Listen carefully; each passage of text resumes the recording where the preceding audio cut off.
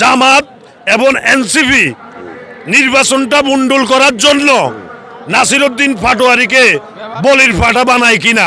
এই সব বিয়ে শাদী করতে গিয়ে কোনো এক জায়গায় এই নাসিরউদ্দিন পাটোয়ারির মতো কোনো সন্তান জন্ম হয়ে গেছিল যে তার উপরে হামলা হয়েছে বলে ক্যাফের উপর দিয়ে কখনো মাথায় ফাটছে ব্যান্ডিজ করে আপনি দেখছেন। 15 বছর যে ফ্যাসিস্ট সরকার ছিল সেই ফ্যাসিস্ট সরকারের দলীয় সাধারণ সম্পাদক ওবায়দুল কাদের সাহেব, আমরা গোপন তথ্যে বা মোটামুটি লোকমুখে শোনা যে তার অনেক অবৈধ নারীর সাথে সম্পর্ক ছিল। সেই সম্পর্কের খাতিরে সে জায়গায় জায়গায় বিয়ে শাদী করতো, আমরা যত জানি।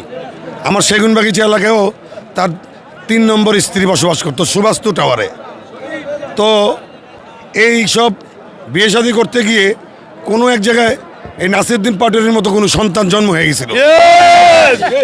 সেই আলোকে বাবার ঐতিহ্য ধরে রাখতে গিয়ে কারণে অকারণে গায়ে পড়ে ঝগড়া, মানুষকে আজে বাজে কথা বলা, অপরকে ছোট করা, কাউকে ইজ্জত না দেওয়া, সেটাতে সে পূর্ব উত্তরসূরি হিসেবে তার বাবার কাছ থেকে পেয়েছে আমাদের ধারণার।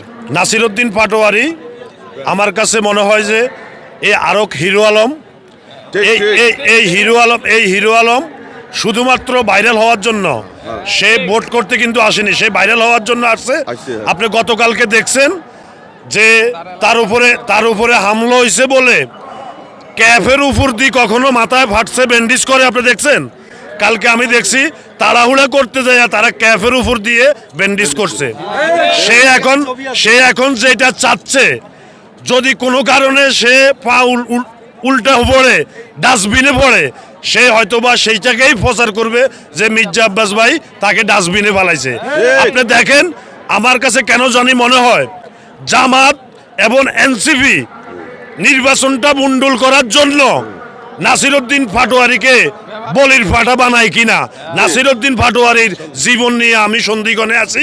জামাত যে রাজনীতিটা প্রতিমূর্ত করে দেশ স্বাধীনের পরে থেকে করতেছে, ওই রাজনীতির বলি হয় কিনা নাসিরউদ্দিন পাটোয়ারি, আমার সন্দেহ আছে।